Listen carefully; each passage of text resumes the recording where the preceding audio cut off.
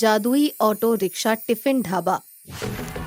जाओ यहाँ से और दोबारा इधर आने की सोचना भी मत। जाओ यहाँ से। ये कहानी है सियाराम गांव की, जहाँ राजू नाम का एक अनाथ लड़का रहा करता था। राजू के माँ बाप उसके बचपन में ही मर चुके थे और वो अकेला ही रहा करता था।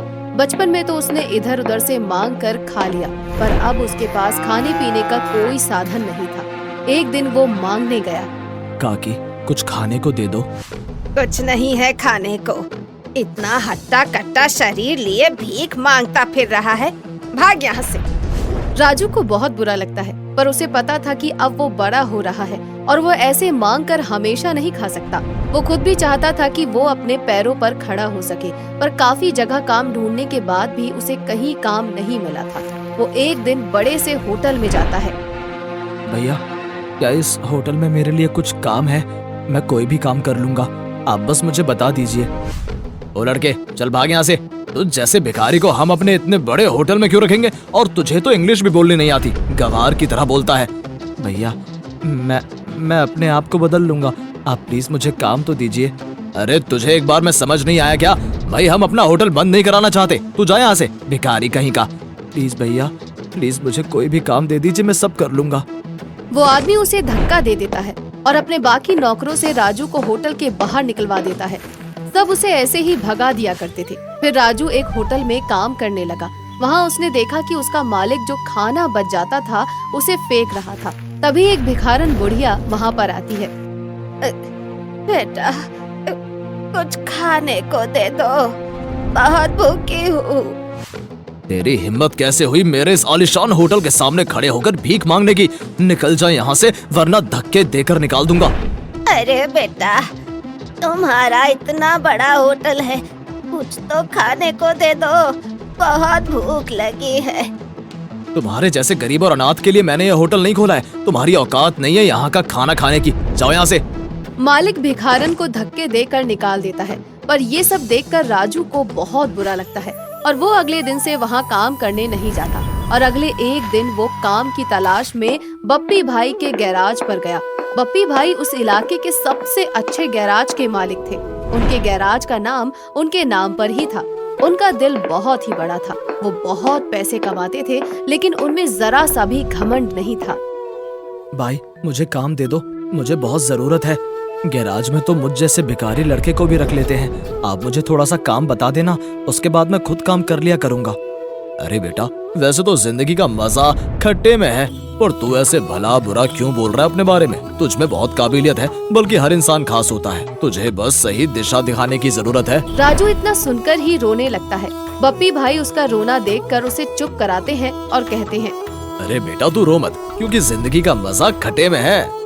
भाई, आप बहुत अच्छे हो। आज से पहले मुझे सबने भिखारी और अनपढ़ ही कहा है, पर आज किसी ने पहली बार मुझे बेटा बोला है। मैंने आज से पहले बेटा शब्द सिर्फ दूसरों के लिए ही सुना था, मगर आज पहली बार मुझे किसी ने बेटा बोला है।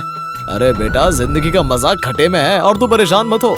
मैं तुझे काम दूंगा, पर तू ये तो बता कि तुझे इतनी सी उम्र में काम करने की क्या जरूरत पड़ी? मैं अनाथ हूँ, पर मुझे भीख मांगकर अपना गुजारा नहीं करना। ये सुनकर बप्पी भाई उसे काम दे देते हैं और वो काम करना शुरू कर देता है।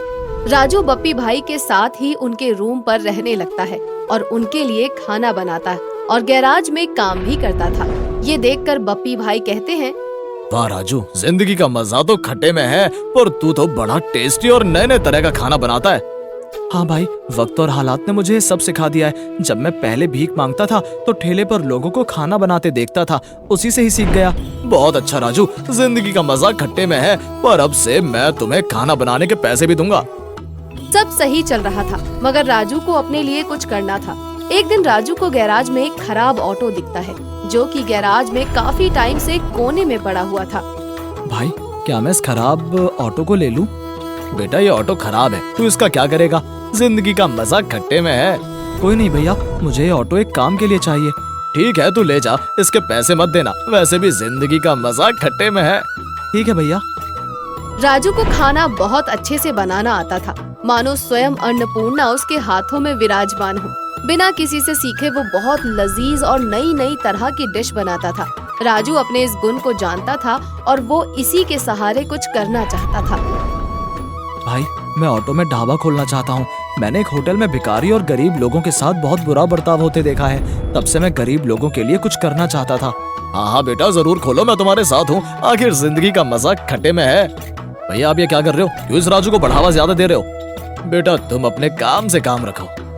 उधर राजू उस ऑटो की साफ सफाई करके उसमें आगे एक छोटा सा किचन बनाकर उसमें अपने खाने का छोटा सा ढाबा खोल लेता है और वो उसे एक जगह ले जाकर खड़ा कर देता है और खाना बनाना शुरू कर देता है। मगर उसकी दुकान पर कोई नहीं आता।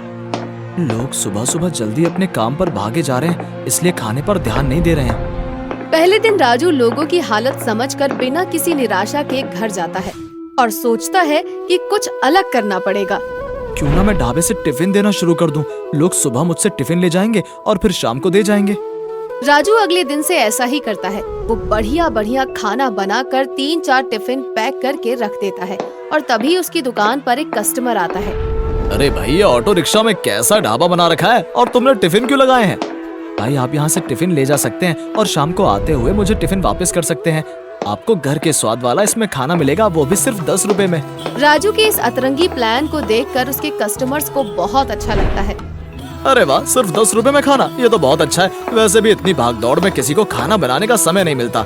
हाँ भाई, मैंने यही सोचकर ये ढाबा बनाया है कि मेरा खाना हर इंसान खा पाए, गरीब अमीर कोई भी भूखा ना रहे। ऐसे ही धीरे धीरे करके उसके ढाबे पर कस्टमर आने लगते हैं और बप्पी भाई को जब ये बात पता चलती है तो वो भी उसकी दुकान पर आते हैं। हाँ बेटा, वैसे तो जिंदगी का मजा खट्टे में है, पर तुम बहुत ही अच्छा काम कर रहे हो। मुझे बहुत खुशी हुई। भाई ये सब आपकी वजह से ही हो पाया है। वहाँ से जाने के बाद बप्पी भाई अपने गैराज में राजू का पोस्टर भी लगवाते हैं ताकि जो लोग वहाँ आए वो राजू के ऑटो रिक्शा ढाबे पर जाएं और राजू बहुत ज्यादा तरक्की करे। कुछ समय में राजू बहुत कामयाब हो जाता है। एक दिन एक कस्टमर राजू से कहता है, वाह राजू, तुम्हारा खाना तो लाजवाब है। बप्पी भाई ने तुम्हारा पोस्टर गैराज में लगाकर बड़ा ही अच्छा काम किया। उन्हीं की वजह से मैं यहाँ पर आ पाया हूँ। बप्पी भाई उसे बहुत सपोर्ट करते हैं और राजू के टिफिन ढाबे का नाम पूरे शहर में फेमस हो जाता है। एक दिन राजू बप्पी भाई के पास आता है। अरे वाह मेरे शेर, जिंदगी का मजा खट्टे में है। तूने आखिर कर ही दिखाया। मैंने तुझे हमेशा ही कहा था कि तू बहुत दिमागदार लड़का है, बस तुझे सही राह चुननी है। नहीं बप्पी भाई, ये सिर्फ आपकी देन है। अगर आप मेरे साथ ना होते तो मैं कभी कुछ भी मुकाम पर नहीं पहुंच पाता और मैं चाहता हूं आप हमेशा मेरे साथ रहें। बेटा मैं हमेशा तेरे साथ हूँ। जिंदगी का मजा खट्टे में है। राजू की तरक्की देखकर उसी गैराज का एक लड़का रवि उससे काफी जलने लगता है और वो एक रात राजू के ऑटो रिक्शा को रात में ही तोड़ देता है। देखता हूँ अब राजू कैसे तरक्की करता है। अगली सुबह जब राजू ये सब देखता है तो वो रोने लगता है और जाकर मंदिर में बैठ जाता है। शिव जी, मैंने किसी का क्या बिगाड़ा था? मैं तो 10 रुपए में हर गरीब को पेट भर खाना देना चाहता था, पर मेरा ऑटो रिक्शा ढाबा किसी ने तोड़ दिया। अब मैं क्या करूं? राजू पूरे दिन मंदिर में भूखा प्यासा बैठा रहता है।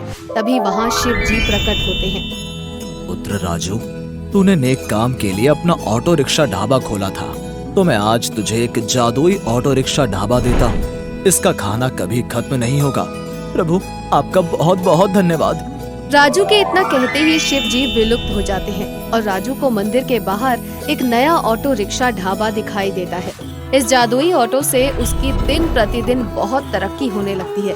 ये देखकर रवि को और ज्यादा गुस्सा आता है और वो एक बार फिर से राजू के ऑटो को तोड़ने जाता है। इस बार राजू उसे ऐसा करते हुए देख लेता है, पर वो कुछ नहीं कहता क्योंकि उसे पता था कि ये जादुई ऑटो है और रवि इसका कुछ भी नहीं बिगाड़ सकता। अगली सुबह जब रवि राजू के ढाबे की तरफ आता है तो हैरान रह जाता है क्योंकि राजू आराम से अपने ऑटो ढाबे में खाना बेच रहा होता है। रवि को परेशान देखकर राजू उससे बोलता है, मेरा ऑटो टूटने के बाद मैं शिव मंदिर गया था, जहाँ बैठकर मैं बहुत देर रोया। मेरे रोने से शिव जी को मुझ पर तरस आ गया और उन्होंने प्रकट होकर मुझे ये जादुई ऑटो दे दिया, जिसमें ना कभी खाना खत्म होगा और ना ये कभी टूटेगा। इसलिए ये सब करना बंद कर दे। रवि ये सब सुनकर वापस आ जाता है, पर अब उसके दिल में जलन की जगह लालच ने ले ली थी। उसी रात वो भी मंदिर जाता है और रो धोकर एक जादुई ऑटो ले आता है, पर जैसे ही वो उस ऑटो से कुछ मांगता है तो उसमें से कुत्ते निकलने लगते हैं और उस पर हमला करके उसे बहुत ज्यादा घायल कर देते हैं। वहीं उधर राजू लोगों को पेट भर खाना खिलाकर सबकी दुआएं ले रहा था और अब वो अपने ढाबे पर लोगों को रोजगार भी दे रहा था। इस तरह से वो अपना एक सुखमय जीवन जीता है। तो दोस्तों, हमें इस कहानी से ये सीख मिलती है कि हमें सदैव मेहनत करके खाना चाहिए और जलन या लालच नहीं करना चाहिए। दोस्तों, आ गए आप? आ ही गए हो तो चैनल को सब्सक्राइब कर देना और वीडियोस अच्छे लगे तो लाइक और शेयर भी कर देना और बेल आइकन जरूर दबा देना ताकि आपको नई वीडियोस की नोटिफिकेशंस मिलती रहें।